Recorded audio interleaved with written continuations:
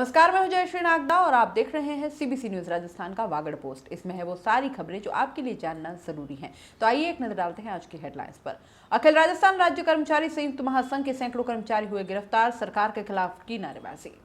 राष्ट्रीय जल पुरस्कार की दौड़ में गुप्ता, पुरानी बावड़ियों और कुओं के रिचार्ज से मिली पहचान। सैलरी नहीं तो काम नहीं, डूंगरपुर में चिकित्साकर्मी उतरे हड़ताल पर। सीएम गहलोत ने वीसी में कहा, मास्क लगाएं, यही दवाई का काम करेगा। कोरोना संक्रमण की स्थिति पर वीसी से जाने जिले के हाल, दिए निर्देश। न्यू पेंशन स्कीम कर्मचारियों ने मुख्यमंत्री के नाम सौंपा ज्ञापन और पटवारी काला मास्क काली पट्टी बांधकर करेंगे काम। और अब खबरें विस्तार से। डूंगरपुर कलेक्ट्रेट के बाहर अखिल राजस्थान राज्य कर्मचारी संयुक्त महासंघ ने धरना प्रदर्शन कर सैकड़ों कर्मचारियों ने जेल भरो आंदोलन के तहत अपनी गिरफ्तारी दी और सरकार के खिलाफ नारेबाजी कर 8 सूत्रीय मांगों को लेकर कलेक्टर को मुख्यमंत्री के नाम ज्ञापन सौंपा।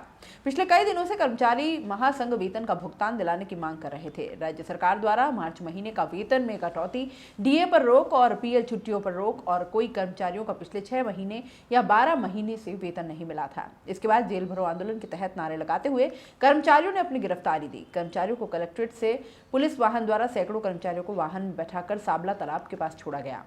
सीबीसी की टीम पहुंच चुकी है ग्राउंड रिपोर्ट पर। सीबीसी की टीम फिलहाल खड़ी है जहां पर जेल भरो आंदोलन है और पुलिस के वाहन के साथ उन्हें ले जाया जा रहा है। और हमारे बीच कुछ लोग हैं जिनसे बात करेंगे, आखिर क्या मांगे।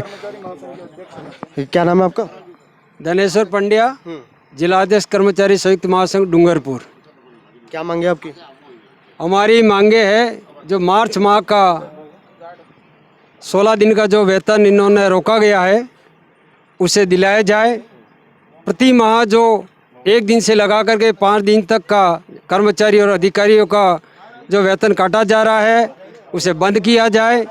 हमारा डीए 2021 तक, जुलाई तक उन्होंने फ्रीज किया है, उसे बहाल किया जाए। एक बार फिर डूंगरपुर का नाम जल संचय में देश में स्थापित होने जा रहा है। इसमें डूंगरपुर के निवर्तमान सभापति के गुप्ता को बुधवार को दिल्ली में वर्चुअल कार्यक्रम के तहत वाटर हीरोज खिताब के साथ सम्मानित किया जाएगा। निवर्तमान सभापति ने इस खिताब के लिए तत्कालीन मुख्यमंत्री के जल स्वावलंबन अभियान और वर्तमान मुख्यमंत्री के जल संरक्षण अभियान को श्रेय दिया। देश के 10 लोगों में से डूंगरपुर के निवर्तमान सभापति को शामिल किया गया है। ये अवार्ड्स जल शक्ति मंत्री की मौजूदगी में वर्चुअल कार्यक्रम के तहत दिया जाएगा। दरअसल दिसंबर 2019 में देश के जल शक्ति मंत्रालय ने डूंगरपुर निकाय के सभापति के गुप्ता को जल संचय में बेहतरीन कार्य करने पर दिल्ली में सम्मानित किया।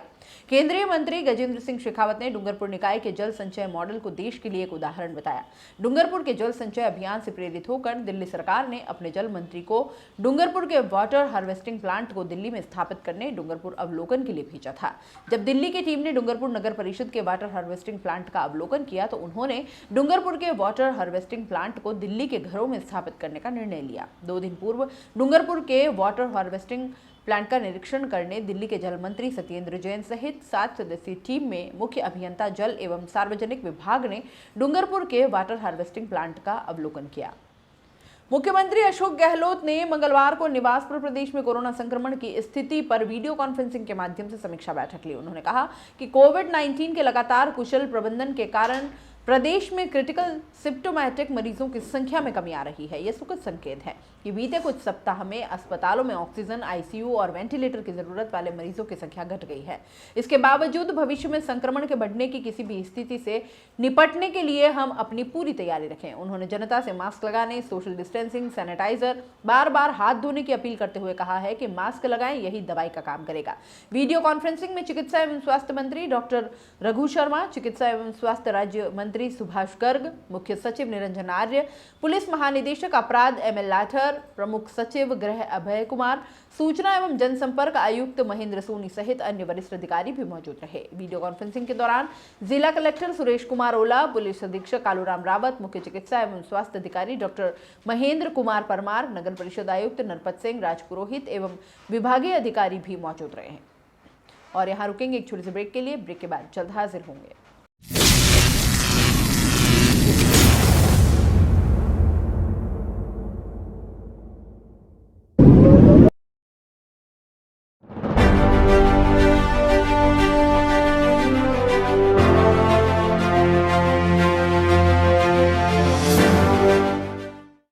ब्रेक के बाद आपका स्वागत है।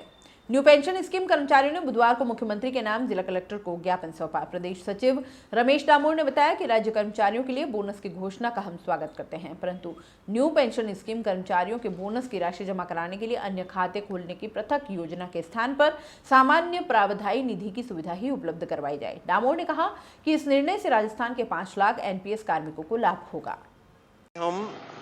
हमारी जो मांग है वो NPS-CFR की जो सरकार द्वारा 75% बोनस का नई नीति के तहत मर्ज करने का प्रावधान है।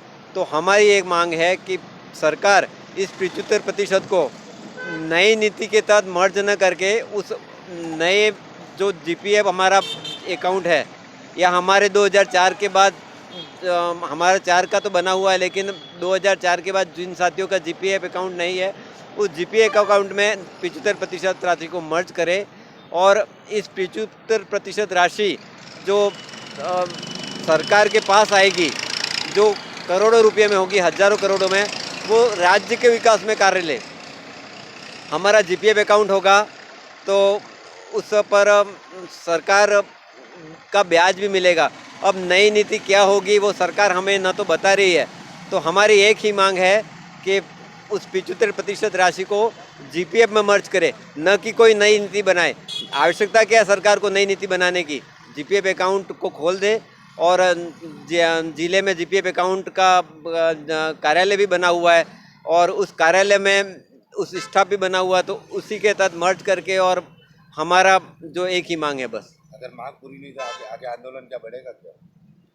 हमारा NPS-CFR जो पुरानी पेंशन के लिए बना हुआ एक संगठन है राज्य का, एक ही उसका उद्देश्य है कि पुरानी पेंशन, उस पुरानी पेंशन के तहत जब तक पुरानी पेंशन नहीं मिल जाती इस संगठन का उद्देश्य समाप्त नहीं होगा।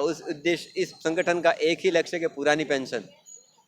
राजस्थान पटवार संघ के जिलाध्यक्ष गिरवर सिंह लबाना ने बताया कि अब पटवारी अपनी मांगे मनवाने को लेकर आंदोलन की राह पर होंगे। उन्होंने राजस्थान पटवार संघ की प्रांतीय महासमिति जयपुर में हुई बैठक संबंधी जानकारी देते हुए कहा कि बैठक में लिए गए निर्णय के अनुसार चुनाव आचार संहिता में पटवारी चेहरे पर काले रंग का मास्क और हाथों पर काली पट्टी बांधकर कार्य करेंगे। चुनाव आचार संहिता की समाप्ति के 2 दिन बाद 1 दिन का पेन डाउन रखकर उपशाखा स्तर पर मांग पत्र उपखंड अधिकारी को सौंपा जाएगा। इसके 7 दिनों बाद जिला स्तर पर मूक रैली निकाली जाएगी और कलेक्टर को ज्ञापन सौंपा जाएगा। यदि सरकार इसके बावजूद लिखित समझौते को लागू नहीं करती है तो 9 जनवरी 2021 को जिला महासमिति रखकर उग्र आंदोलन किया जाएगा, जिसकी समस्त जिम्मेदारी सरकार की रहेगी। सरकार हमको लाते मारने की कोशिश कर रही है। हमने क्या नहीं किया? 6 महीने हो गए साहब, एक पैसा नहीं दिया, फिर भी हमने काम दिया। पिछले कई दिनों से डूंगरपुर जनरल अस्पताल के चिकित्साकर्मी सैलरी नहीं मिलने की वजह से परेशान हैं। सरकार को गुहार लगा कर थक गए हैं, लेकिन शायद सरकार सुन नहीं रही है और आखिरकार आज वागड़ के डूंगरपुर में चिकित्साकर्मी कार्य का बहिष्कार कर हड़ताल पर उतर आए हैं। आपको बता दें कि मेडिकल कॉलेज और जिला अस्पताल प्रशासन में सैलरी को लेकर लंबे समय से विवाद चल रहा है। हॉस्पिटल के 300 कर्मियों में से किसी को 6 महीने तो किसी को 14 महीने से सैलरी नहीं मिली है, जिसको लेकर हॉस्पिटल कर्मचारी बुधवार को हड़ताल पर उतर आए हैं। कर्मचारियों ने हॉस्पिटल परिसर के बाहर ही अपना धरना लगा दिया है। पिछले कई दिनों से जनप्रतिनिधियों और प्रशासन को सैलरी दिलाने को लेकर कई बार ज्ञापन दिए गए हैं। कर्मचारी सैलरी नहीं मिलने से गुस्से में हैं। एक तो कोरोना काल, ऊपर से त्योहार सर पर है और सैलरी वजह से सभी परेशान हैं। जानिए कर्मचारियों की क्या परेशानी है। हॉस्पिटल में उनकी सेवाएं देकर उनको बाइज्जत माला पहनाकर नेगेटिव करके उनको उनके घर पे भेजा। इसका ही आज नतीजा है। सरकार हमको लाते मारने की कोशिश कर रही है। वेतन मांगने पे डराया जा रहा है। बहुत से हम टारगेट भी हो चुके हैं इसमें। इस प्रशासन के लिए हमने क्या नहीं किया? हमने क्या गुनाह किया सर? इस हॉस्पिटल के लिए हमने काम किया, ऑपरेशन के, डिलीवरी के, कोरोना काल के कपड़े धोए। 6 महीने हो गए साहब, एक पैसा नहीं दिया, फिर भी हमने काम दिया। हमने कोई गुनाह नहीं किया। सुन लिया आपने कर्मचारियों की जुबानी कि इनका क्या कहना है। 11 नवंबर तक अगर सैलरी का भुगतान नहीं किया गया तो हॉस्पिटल का कार्य बहिष्कार के साथ जेल भरो आंदोलन किया जाएगा, जिसको लेकर आज कर्मचारियों ने इमरजेंसी सेवा छोड़कर बाकी सारी सेवाओं का बहिष्कार किया है। इस मामले में सीबीसी के संवाददाता ने कार्यवाहक प्रिंसिपल डॉक्टर श्रीकांत असावा से बात की। जानिए उन्होंने क्या कहा। मीटिंग में क्या निर्णय लिया गया? नहीं, अभी आज सुबह हमारी माननीय कलेक्टर महोदय से बात हुई।